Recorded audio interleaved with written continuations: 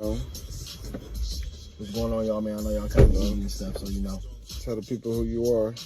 It's RTP RIKO for the record, man. You feel me? Straight up out of that southeast section of San Diego, California, man. You feel me? Okay, you know? okay.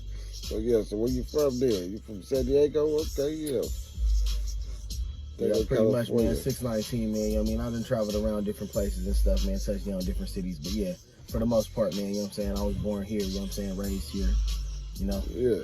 So man, so what's your what's your current thoughts on the game, man?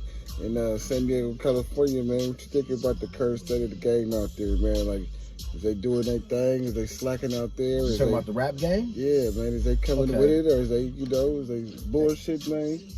I would say it's still wide open right now. It's a lot of contenders out here, you know what I mean? And everybody got this thing that they call rap, you know what I'm saying? Their own creation of it, you know what I mean? And I see it's a lot of people out here imitating a lot of other people, and you know, they got a vision, you know what I'm saying? They got some ideas.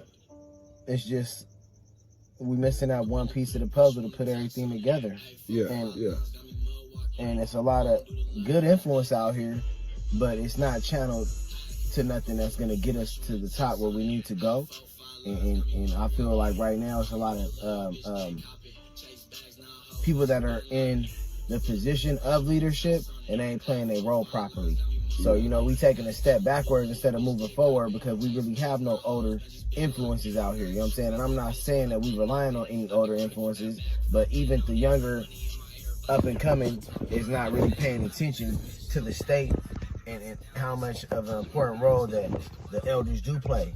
Yeah. And the connections they do have. And if people would sat back and paid attention to that for a little while and recognize that, yeah, these are the plugs. These certain cats do have the keys to get you into those doors. So you can create as much as you want and have as much influence you want in the streets. But the whole thing is, the rap game is about getting in the industry. You know what I'm saying? It's about getting in the music industry. You could be the hottest nigga in the streets, you know what I'm saying? But if you ain't making a buzz in the industry, you're never going to be successful.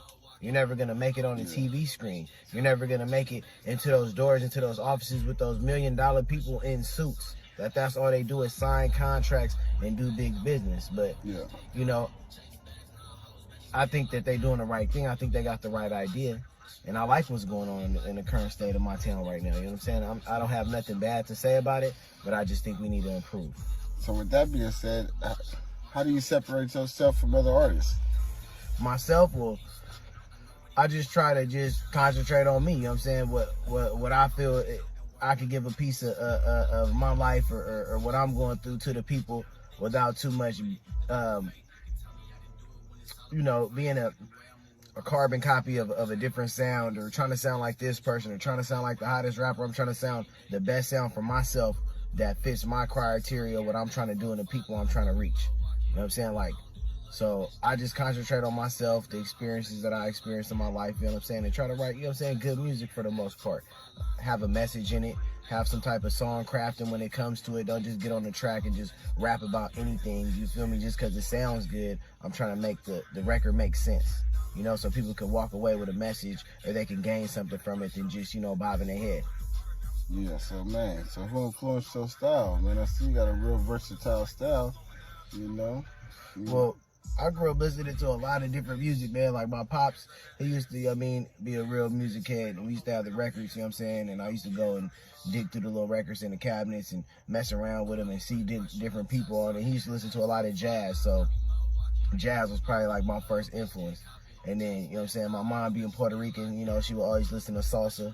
So, you know, she would always have salsa music playing. So I always liked drums and beats and certain little stuff like that. So I would say I gained my style from my parents' music influential, like, stature that they had on it. And then I had, you know, a little bit of everything that played on the radio. And I would, like, you know, mimic different voices that I hear, you know, the Dog Pound, Death Row, like, you know, in the 90s, you know what I'm saying? There's a lot of rappers like Tupac, for instance, you know, he was a real influence because he had a real message behind his music. And that's what I liked. Big Pun, you know what I'm saying? Because he had a message, even though it was short-lived. He was Puerto Rican. We had something in common, you know what I'm saying? I could relate to him and his struggle, what he was going through. Same thing with Pac, you know what I mean? He had a story. I could relate to his struggle. And Then, you know, you got the other more flashier rappers and stuff, you know, the Cash Moneys, the No Limits and stuff like that. And that was cool too, because it taught me how to gain influence through being flashy and, you know, how to stunt and how to have confidence within yourself. You know what I mean? You don't just have to be a hardcore bar spitter. You could be someone that's flamboyant on the track as well. And I would say, like, one of the biggest influences that I had growing up that taught me really how to rap and have some swag was E40. You know what I mean? Like, period. Like, he, shout out E40. you know what I mean? Straight up, man. Like, he had game. You feel me? He would teach me lessons and tell stories that, like, you know, and put stuff in I guess they call it ebonics, you know what I'm saying? But I call it slanguage, you know what I'm saying? Like, put stuff in a different term, you know what I'm saying? Bring up different definitions to meanings to different things. And really, it was made to just, like, you know, be discreet. And so the police wouldn't know what they were talking about when they, you know, when they tapped their phone. So I understood all that through the music, you know what I'm saying? So it was actually game and knowledge that I gained, so it helped me move better out here in the streets. So those are the influences that I listened to. I just didn't listen to someone because I thought they were cool. I really tapped into their lyrics and what message they was portraying or coming across. So I took that with me and I try to make my style best way I could and come across with a good message. Yeah, so let me ask you this then. Shit, you give it to me either way. Shit. 2 San Diego artists and 1 out-of-town artist that you would want to work with in the future, or 1 San Diego artist and 2 out-of-town artists that you would want to work with in the future? That's a good question. So right now, you know what I'm saying? Like, I would honestly say I'll probably want to work with, like, Kendrick Lamar as far as, like, an out-of-town artist, you know what I'm saying? I'll probably want to, you know, see where he's coming from, because I like his style, you know what I'm saying? He got a lot of funk and a lot of different other, you know, things that fall into his thing as far as a rapper and hip-hop. So I would like to, like, you know, get a song with him for sure. And as far as local rappers, man, like, what are these young up-and-coming guys, you know what I'm saying? I want to tap probably into maybe Smokey GM, you know what I'm saying? I probably want to do a song with him. And if not, probably, you know what I'm saying, a rapper from the other side, you feel me, you know what I'm saying, from the Blue Rag side, you know what I'm saying? Like, you know, I see a couple cats in the hood that I'm peeping, probably Bully 3, you know what I'm saying? Like, you know, like, and this is, like, really the, you know, to work with in the future, like, seriously, you know what I'm saying? Like, you know, something that I could reach out and, you know what I'm saying, get in contact with them through my peoples and stuff like that, and we can make that happen, because we need that type of cultural influence out here and let them know, man, that, you know what I'm saying, we all connected, we all from one town, and we need to unite and really get this money and really put on for our people, you know what I'm saying, for generational wealth. So, you know, I would like to do something like that. Yeah. So what's some hip-hop albums that you grew up listening to? Oh, man, I grew up listening to a lot, man. Bone Thugs and Harmony, you know what I'm saying, was one of my favorite albums back in the day. I think it was the 1999. It was that album. It said something about 1999 on it. I would say I listened to a lot of, like, Murder Was the Case That They Gave Me by Snoop Dogg. A lot of Dog Pound. You know, we grew up, like, I grew up listening to, like, a lot of, like, Crip music, you feel me? Even though we was from, you feel me, Red Rag side, I grew up in the East, you feel me? We just listened to Looney Coleon, Brother Lynch. Those were a lot of influences as I was growing up. Those are my older homies or cats that I seen in the neighborhood. That's the shit that they was bumping, you know what I'm saying? And that's what caught my ear. You know what I mean? Killer Tay, West Coast Mafia, Sibo, you know what I'm saying? And then, you know, had a big influence on the town out here, man. So 619-916, man, you know what I'm saying? You know, I used to stay out there, you know what I'm saying, when I was about, 15, 16 to about 20. You know what I mean? So shout out to Sac, man. I got family out there, you know what I'm saying? Them is my people. And, you know, they doing their thing, and I salute them, man, you know what I'm saying, for putting their city, you know what I mean, on a national level. I grew up there, you know what I'm saying, and I seen the culture, you know what I'm saying? Like, I was there around the time when Mac Dre was alive, you know what I'm saying? He lived in Sacramento. So, you know what I mean, he had the whole Thiz Nation movement going. This is before Thiz Nation. It was just Thiz Entertainment when he had it. And he had a couple cats up out of, they was at a G Parkway, you know what I mean? And it was called Something Terrible. That was their little group.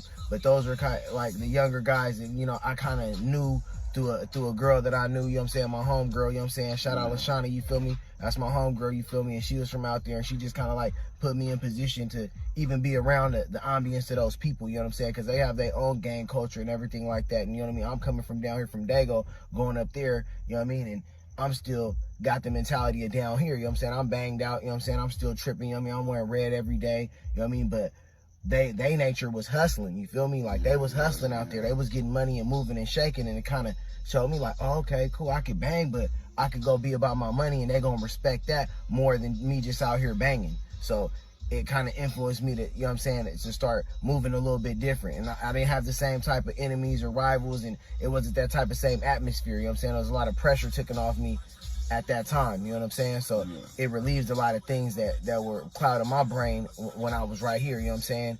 We was in a war zone, you know what I'm saying, at one point in time. So it gave me a clear thought so I could start strategizing on what I really want to do with my life. So I would say that was a big influence on me. Yeah, Sac was, you know what I'm saying? Just their culture and what they had going on, you know what I mean? It was cool. I dug it a lot.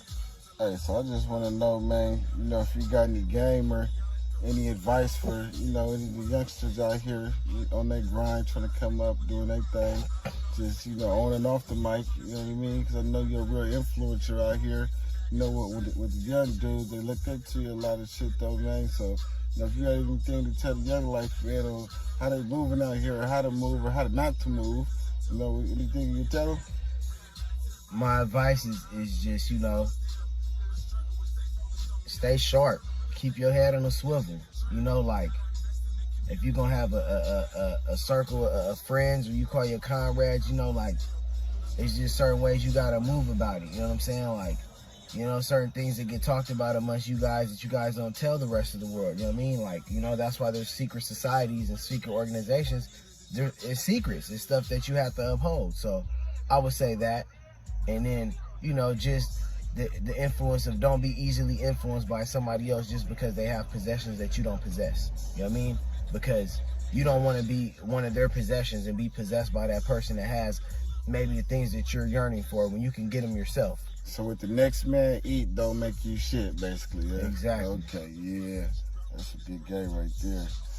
Man, so shit, any shout outs or anything like that? Man, you know, I just want to shout out, man, my peoples, man, you feel me? Hold on, man, what's up with the 16 letter apparel too, man? What's going on with that, man? You know, I got that in the making, man. Yeah. You know how we do it, man. I got a little something, man. You go on IG right now, you know what I'm saying? I got something going on right there at 16th, and that's 16THLTR apparel. And so you can go ahead and look on there. I got, you know, different styles of shirts and stuff like that. Where can they find the music at too? Yeah. Oh man, on the, you know, you gotta go on, man. Go on Spotify, man. It's RTP RIKO. You know what I'm saying? RTP RIKO. You know what I'm saying? You can check me out on there. You know what I'm saying? I got a couple singles out. I'm about to be putting the album together, OTS, in a minute, and that's gonna, you know, hit all platforms as well. Okay. Probably wrap it up with a couple videos as well. You know what I'm saying? We just putting everything together, man. Putting everything in perspective, man. Just getting things lined up. That's it. Yeah, hell yeah, okay, good shit, man. That sound like you got it going on around this motherfucker, man, shit. I'm trying, man, you know what I'm saying? If it's on, then it's on, and we sliding on. We the reason why they call it Killer California. Hot boy turned up with the blaze on him. The chopstick got a grip with a lace on it. Roll right up and we gon' smoke him like some marijuana. Another man down, somebody better pray for him. I wrote a name on the bullet before I aim for him. Shooting stars in the game, running plays for him. Sending bitches out of town on a flight tour. You just mad cause you broke in your life board. My pockets full of blue honey, and I'm riding.